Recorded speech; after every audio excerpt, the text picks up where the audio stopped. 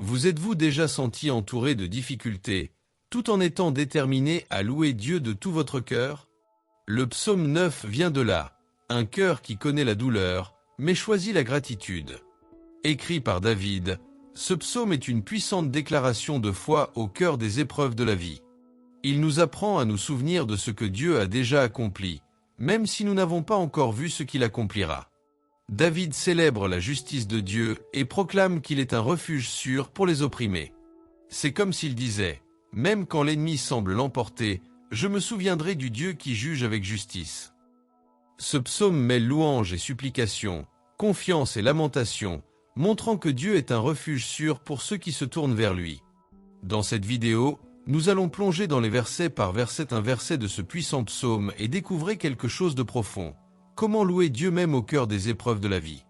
Chaque verset révèle de précieuses vérités sur la justice divine, la protection divine envers les opprimés et la victoire de ceux qui lui font confiance. Restez jusqu'à la fin, car, en plus d'une réflexion riche et transformatrice, nous prierons ensemble une prière inspirée du psaume 9, une prière qui ravivera en vous la foi en celui qui n'abandonne jamais ceux qui le cherchent sincèrement. Verset 1. Je te louerai de tout mon cœur, ô Éternel. Je raconterai toutes tes merveilles. David commence le psaume 9 par une décision ferme, louer le Seigneur de tout son cœur. Cette louange n'est ni partielle ni conditionnée par les circonstances, c'est une louange pleine et entière, jaillissant d'un cœur entièrement dévoué. De plus, il s'engage à raconter toutes les merveilles de Dieu, reconnaissant que se souvenir et proclamer les actes du Seigneur renforce la foi, la nôtre et celle de ceux qui nous écoutent. Chaque délivrance, chaque grâce et chaque miracle doivent être célébrés, même dans les moments difficiles. Transformer le souvenir en autel d'adoration est un acte spirituel puissant qui ravive l'espoir lorsque la peur ou le découragement tentent de nous réduire au silence. Ce type de louange, né du souvenir vivant des œuvres de Dieu, est aussi un témoignage au monde. En racontant ces merveilles, nous répandons la foi, réveillons les cœurs endormis et soulignons la fidélité de notre Dieu. Lorsque le cœur est rempli de gratitude, l'âme trouve la force de persévérer. Dieu demeure le même, et ce qu'il a accompli dans le passé est la promesse qu'il est toujours à l'œuvre. Par conséquent, ne restons jamais silencieux face à la grandeur de ce qu'il a déjà accompli. Pour réfléchir, avez-vous loué Dieu de tout votre cœur, ou y a-t-il encore une part de vous qui résiste? Quelles sont les merveilles de Dieu dont vous devez vous souvenir aujourd'hui? À quand remonte la dernière fois où vous avez parlé à quelqu'un de quelque chose d'extraordinaire que Dieu a fait pour vous? Verset 2. Je serai dans l'allégresse et dans l'allégresse en toi. Je chanterai à la gloire de ton nom, ô Très-Haut. David déclare avec conviction, « Je me réjouirai et je me réjouirai en toi ». Sa joie ne dépend pas de circonstances favorables, mais repose sur Dieu, sur sa présence, sa fidélité et son caractère immuable. Se réjouir, c'est plus que simplement être heureux, c'est célébrer intensément, c'est déborder de gratitude même au milieu du désert. David chante avec son âme, vibrant devant le Tout-Puissant, le Dieu souverain qui est au-dessus de tout et de tous. Sa louange n'est ni froide ni retenue, c'est l'expression vivante d'un cœur rempli de foi et d'espérance. Ce verset est une invitation à retrouver la joie qui vient du ciel. Peut-être la louange a-t-elle été réduite au silence en nous, étouffée par les difficultés et les déceptions. Mais aujourd'hui, nous sommes appelés à chanter à nouveau, à lever les yeux vers le Dieu qui règne encore. La louange est un acte de résistance spirituelle, une déclaration que Dieu est sur le trône même lorsque tout semble incertain. Lorsque nous louons le nom du Très-Haut, notre âme est fortifiée, l'ennemi est désarmé et notre perspective s'aligne sur l'éternité. Louer, c'est retrouver le chemin de la joie sur en Dieu. Pour réfléchir, votre joie est-elle enracinée en Dieu ou dans votre situation? Qu'est-ce qui vous a empêché d'exulter et de chanter librement des louanges? Comment pouvez-vous aujourd'hui retrouver le culte étouffé par les difficultés? Verset 3. Quand mes ennemis se détournent, ils trébuchent et périssent devant ta face. David reconnaît que la victoire sur ses ennemis ne vient pas de sa propre force, mais de la puissante présence de Dieu. Il déclare que les adversaires trébuchent et périssent simplement parce que le Seigneur est présent. Là où Dieu se manifeste, le mal ne prévaut pas. Sa présence est lumière qui dissipe les ténèbres et justice qui renverse l'oppression.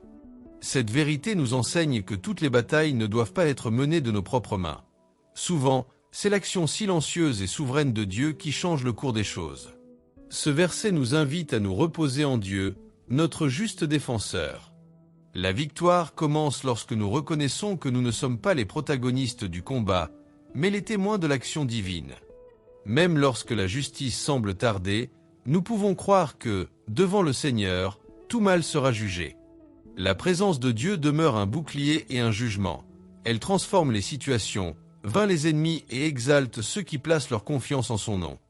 David ne se contente pas de parler d'expériences passées, mais affirme une vérité éternelle. Dieu combat pour ceux qui le cherchent. Pour réfléchir, croyez-vous que la présence de Dieu suffit à vaincre vos ennemis? Cherchez-vous à gagner une bataille seule? Comment pouvez-vous vous reposer davantage dans la justice et la présence du Seigneur aujourd'hui? Verset 4. Car tu as fait droit à mon droit, tu t'es assis sur le trône pour juger avec justice. David reconnaît que sa cause est entre les mains d'un juge juste, qui non seulement observe, mais intervient avec justice. Dieu siège sur le trône, juge avec justice et défend les droits de ceux qui le cherchent. Plutôt que de se battre de ses propres mains, David fait confiance à la justice divine. Cette image du trône céleste nous rappelle qu'il existe un tribunal plus élevé que tout tribunal humain, où règne la vérité et où la justice est inébranlable. Dans un monde marqué par l'injustice, croire que Dieu défend nos droits est un acte de foi.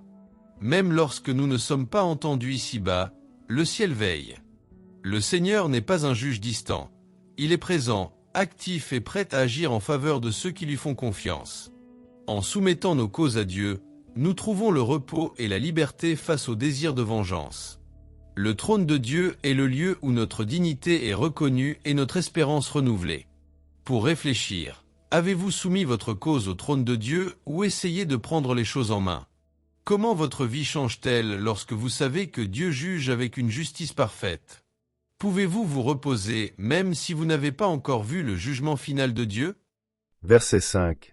Tu as réprimandé les nations, tu as détruit les méchants, tu as effacé leur nom pour toujours.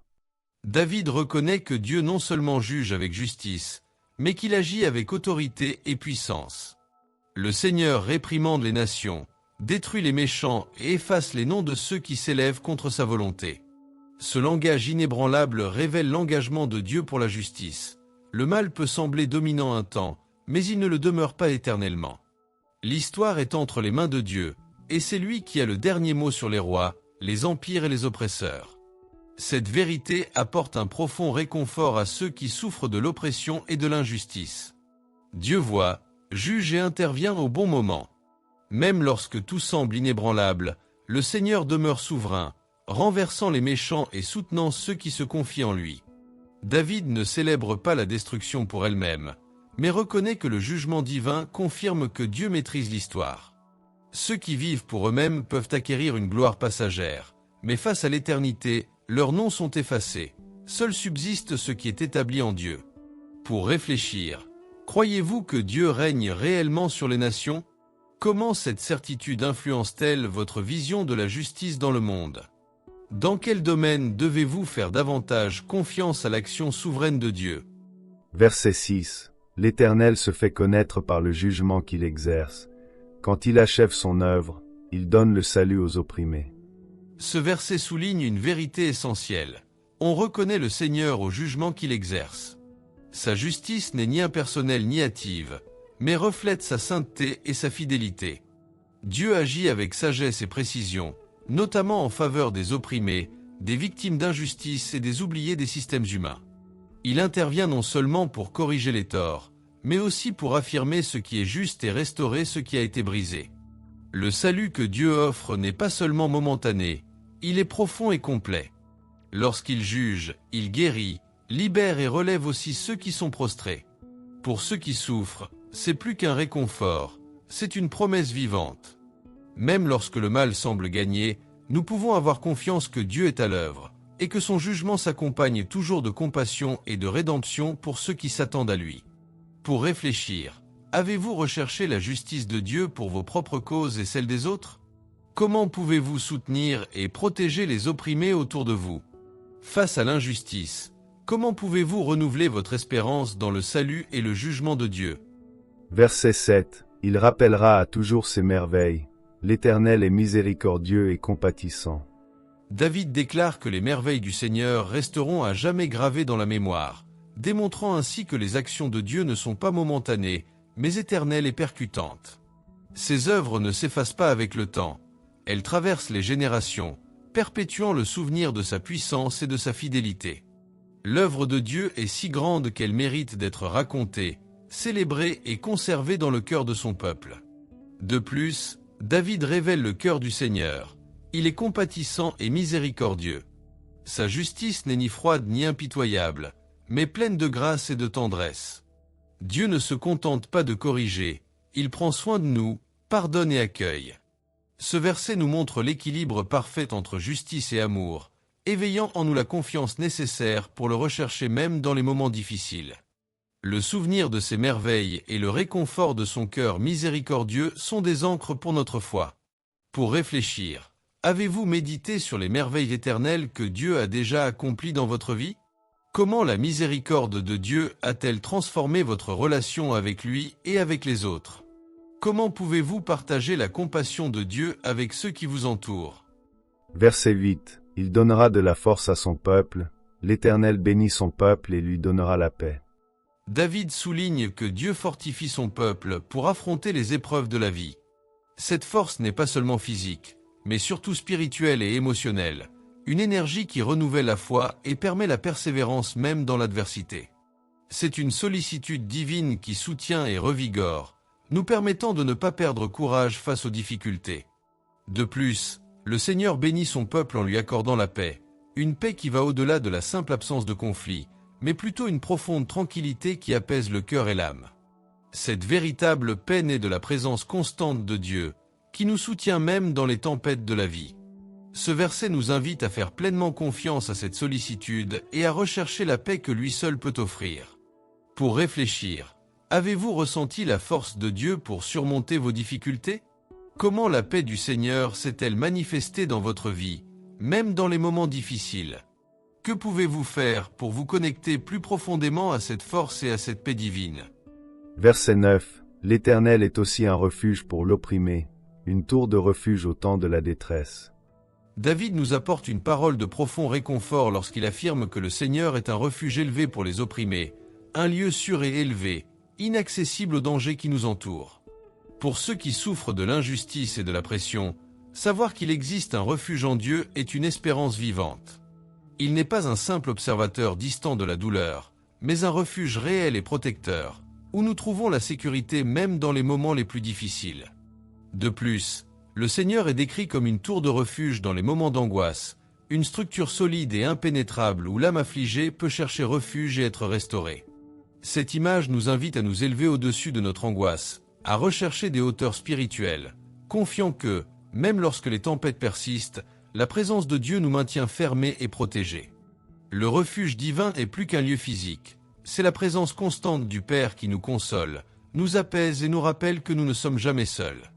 Pour réfléchir, où avez-vous cherché refuge lorsque l'angoisse frappe à votre porte? Croyez-vous que Dieu se soucie vraiment des opprimés et des affligés? À quoi ressemblerait votre vie si vous faisiez davantage confiance à cette tour de sécurité qu'est le Seigneur? Verset 10. Ceux qui connaissent ton nom auront confiance en toi, car toi, Seigneur, tu n'abandonnes pas ceux qui te cherchent. Ce verset est une puissante invitation à la confiance. David affirme que ceux qui connaissent le nom du Seigneur ont confiance en lui, car le connaître va au-delà de connaître son nom. C'est faire l'expérience de sa fidélité, de sa justice et de son amour tout au long de la vie. Cette confiance naît de l'intimité, d'une expérience réelle avec Dieu dans les bons comme dans les mauvais moments. Ceux qui ont fait l'expérience de la protection divine savent qu'ils peuvent à nouveau faire confiance, même dans la douleur ou l'attente. David déclare aussi avec conviction, « Tu n'as jamais abandonné ceux qui te cherchent. » Ce n'est pas une théorie, c'est une vérité vécue. Même lorsque le silence semble régner, Dieu agit, écoute, soutient. La confiance qui naît d'une relation avec Dieu engendre la recherche, et une recherche sincère trouve toujours un Dieu présent. C'est dans cette certitude que nous trouvons refuge. Le Seigneur n'abandonne jamais ceux qui le cherchent avec leur cœur. Pour réfléchir, connaissez-vous le nom de Dieu uniquement par ouï-dire ou par expérience? Dans quel domaine de votre vie avez-vous besoin de renouveler votre confiance en Dieu? Avez-vous cherché Dieu sincèrement ou vous êtes-vous détourné de lui lorsque les choses semblaient difficiles? Verset 11. Chantez à l'Éternel, qui habitation. Annoncez parmi les peuples ses hauts faits. David nous invite à une forme de louange qui dépasse l'intime, une louange qui devient une annonce, un témoignage public des actes de Dieu. Le Seigneur, qui habitation, symbole de sa présence et de son règne, doit être exalté parmi les nations. Chanter et annoncer sont des expressions complémentaires d'une foi vivante. Lorsque nous louons, nous exaltons qui est Dieu. Lorsque nous proclamons, nous faisons connaître son action. Ce verset nous appelle également à la responsabilité d'être des messagers de la grâce de Dieu. Chaque miracle, chaque prière exaucée est une graine d'espoir qui mérite d'être partagée. Notre témoignage non seulement glorifie Dieu, mais peut aussi raviver la foi dans les cœurs épuisés. Nous sommes appelés à faire écho au nom du Seigneur dans le monde, faisant connaître le Dieu présent, actif et régnant. Que nos lèvres et nos vies soient des instruments de louange et d'inspiration. Pour réfléchir, avez-vous partagé avec d'autres ce que Dieu a accompli dans votre vie? Comment votre louange peut-elle être un outil d'évangélisation?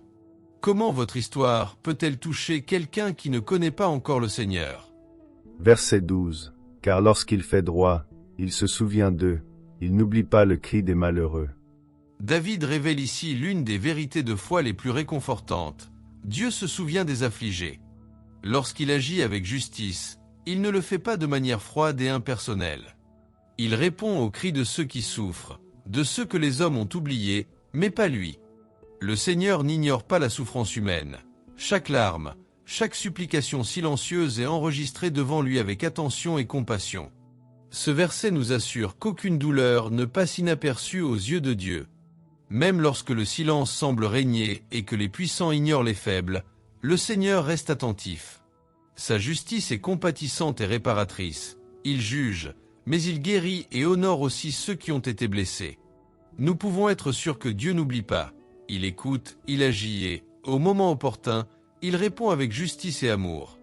Pour réfléchir, croyez-vous que Dieu s'est souvenu de votre cri?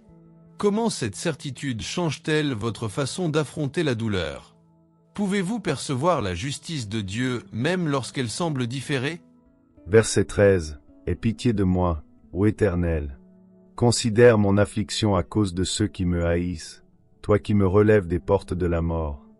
David lance une supplication profonde et sincère. « Aie pitié de moi, Seigneur !» révélant non seulement sa douleur à la vue de ses ennemis, mais aussi sa confiance en la compassion de Dieu. En mentionnant les portes de la mort, il montre à quel point il a frôlé le désespoir, peut-être même la mort. Pourtant, sa prière est pleine d'espoir. Il crie point à Sélah qui a le pouvoir d'inverser les scénarios les plus sombres et de restaurer la vie. L'expression « regarde mon affliction » est un appel à l'attention, à la présence. Dans les moments d'angoisse, se sentir vu par Dieu est déjà un réconfort. David sait que des cris sincères touchent le cœur du Père. Même au cœur de la vulnérabilité, il confesse sa foi. Le Dieu qui juge les méchants est le même qui relève les siens des profondeurs de la douleur. Cette prière nous rappelle que, quelle que soit la profondeur de la vallée, la main de Dieu continue d'être tendue pour relever, guérir et renouveler. Pour réfléchir, avez-vous déjà prié avec autant de sincérité face à votre douleur? À quelle porte de la mort avez-vous besoin que Dieu vous relève aujourd'hui? Croyez-vous que Dieu compatit vraiment à votre souffrance? Verset 14. Afin que je publie toutes tes louanges dans les portes de la fille de Sion, et que je me réjouisse de ton salut. David révèle ici le but de sa délivrance, témoigner publiquement des louanges de Dieu. Il veut raconter, aux portes de la ville, lieu de rencontre et d'échange, tout ce que le Seigneur a fait pour lui. Sa joie n'est ni silencieuse ni isolée, mais partagée avec la communauté. Il comprend que le culte public renforce la foi collective et inspire les autres à faire confiance à l'action de Dieu. En disant « Je me réjouirai de ton salut », David montre que sa joie est profondément ancrée dans l'intervention divine. Il ne s'agit pas d'un simple soulagement passager, mais d'une célébration de la fidélité de Dieu qui restaure, guérit et redonne un sens à la vie. Le salut du Seigneur n'est pas seulement une échappatoire au danger, c'est une renaissance de l'espoir, une source de joie véritable. Pour réfléchir, partagez-vous régulièrement vos victoires spirituelles avec les autres? Comment avez-vous exprimé publiquement votre gratitude envers Dieu? Votre joie est-elle due aux circonstances ou au salut qui vient du Seigneur? Verset 15. Les gentils coulaient dans la fosse qu'ils ont creusée, dans le filet qu'ils ont caché, son pied a été pris. David décrit ici une scène puissante de justice divine. Ceux qu'ils ont comploté le mal finissent par tomber dans ses propres pièges. Ceux qui creusaient des fosses et tendent des filets pour les autres furent les premiers à y sombrer. Il ne s'agit pas d'une célébration vengeresse, mais d'une exaltation du Dieu qui agit avec justice, empêchant le mal de prospérer indéfiniment. Ce verset nous enseigne également une double leçon. Il est un avertissement pour ceux qui choisissent le mal et un réconfort pour ceux qui souffrent injustement. La justice de Dieu est exacte, et le mal revient à ceux qui le commettent. Rien n'échappe au regard du Seigneur, et il déjoue les plans de l'ennemi, protégeant et honorant ceux qui se confient en lui.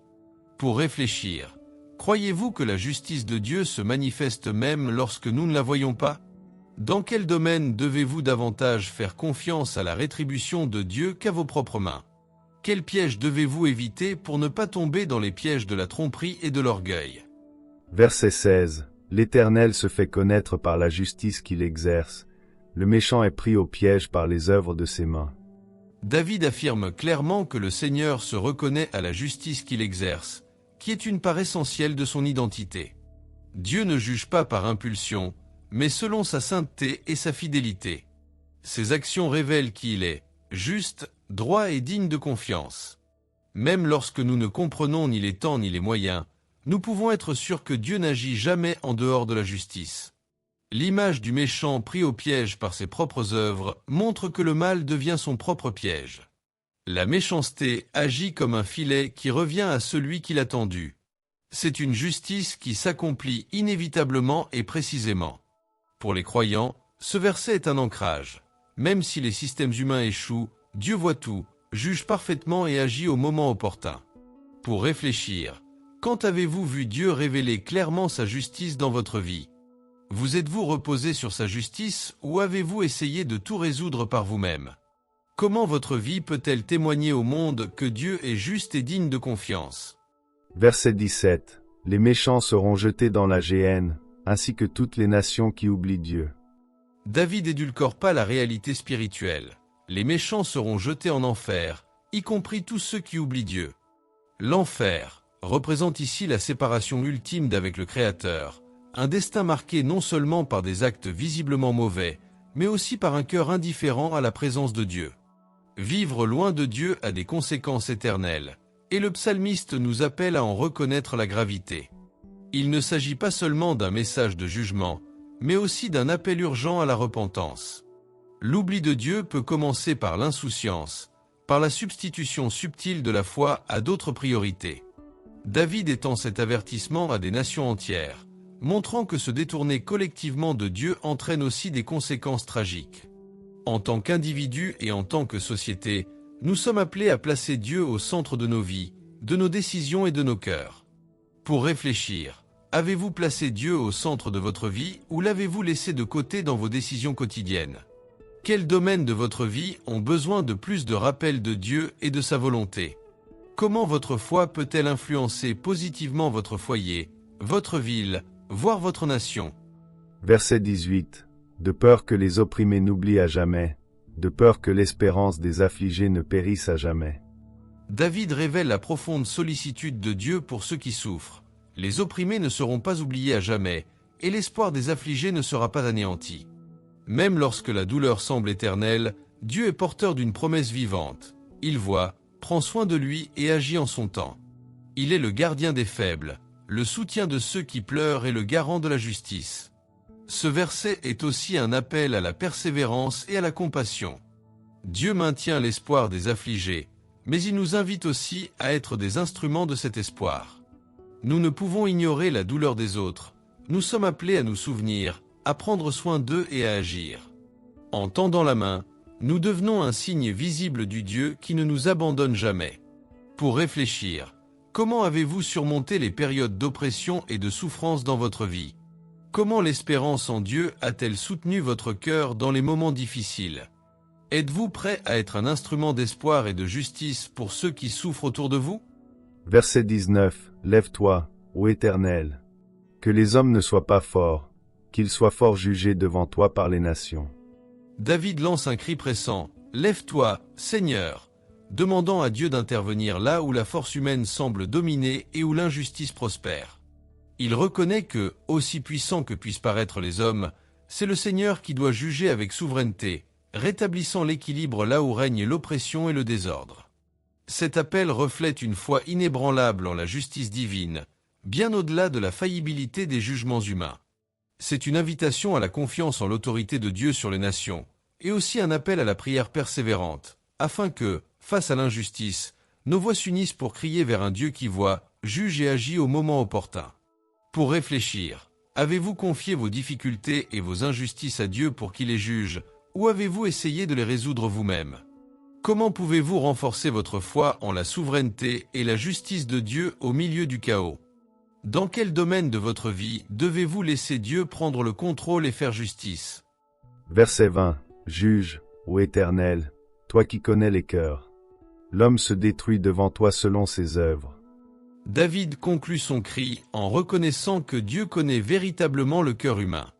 Rien ne peut être caché à celui qui voit au-delà des apparences et perçoit les intentions les plus profondes. Cette vérité réconforte les justes, car ils sont connus et aimés, et inspire la crainte aux méchants, car toute façade sera dissipée. L'expression « l'homme se fond devant toi » révèle l'humilité nécessaire devant la sainteté et la justice de Dieu. Cela nous rappelle que nos œuvres ont des conséquences éternelles, car Dieu juge selon chacune de nos actions. Puisse cette réalité nous conduire à vivre avec intégrité, cherchant toujours à plaire au Seigneur, confiant en sa justice parfaite et fidèle. Pour réfléchir, avez-vous recherché la transparence devant Dieu en vivant avec un cœur sincère? Comment la connaissance que Dieu a de votre cœur influence-t-elle votre façon de vivre? Croyez-vous que Dieu juge avec une justice parfaite, même lorsque personne d'autre ne voit la vérité? Nous pouvons conclure que le psaume 9 est un puissant témoignage de la justice souveraine de Dieu au cœur des luttes et des injustices de la vie. Il nous apprend que même lorsque les circonstances semblent difficiles, désespéré Dieu est attentif, agissant et soutenant ceux qui lui font confiance. C'est une invitation à ne jamais abandonner la foi, car le Seigneur est notre refuge sûr et notre juge fidèle. Ce psaume nous invite à regarder au-delà de l'immédiat et à croire que la justice divine prévaudra, même lorsque l'humanité faillit. Il nous rappelle que Dieu connaît chaque cœur, chaque larme et chaque prière, et qu'aucune situation n'échappe à son contrôle. Dans un monde marqué par la douleur et les conflits, cette vérité apporte espoir et courage pour continuer d'avancer. Puissions-nous sortir de cette réflexion avec un cœur renouvelé, prêt à louer, à crier et à faire confiance au Seigneur en toutes circonstances. Que notre vie soit marquée par la confiance en la justice parfaite de Dieu, l'humilité devant son jugement et la certitude qu'il est toujours présent, prenant soin de nous avec amour et puissance. Prière inspirée du psaume 9. Dieu Tout-Puissant, juste et fidèle, en toi nous trouvons un refuge au milieu des tempêtes de la vie. Quand les ennemis surgissent et que l'injustice semble prévaloir, nous sommes fortifiés par la certitude que tu juges avec justice et défends les opprimés.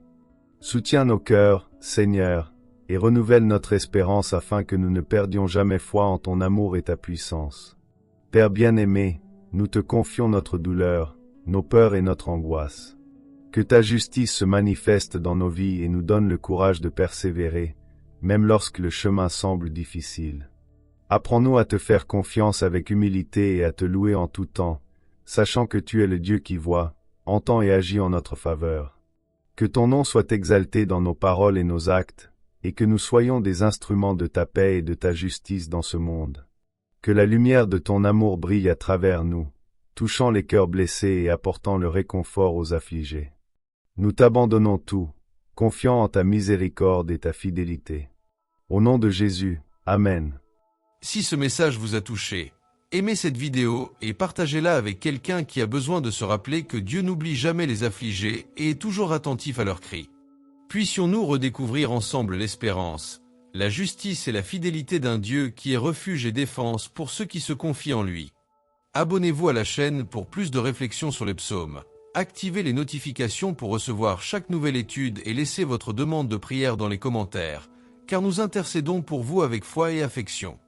Que le Seigneur renouvelle en vous la confiance qu'il est juste dans ses jugements, qu'il fortifie son peuple et protège les opprimés. Que vos yeux s'ouvrent pour voir la justice et la miséricorde de Dieu agir dans votre vie, et que votre cœur n'oublie jamais que, même dans les difficultés, il est votre refuge suprême. À bientôt pour la prochaine vidéo. Que Dieu bénisse votre vie, votre famille et votre entreprise.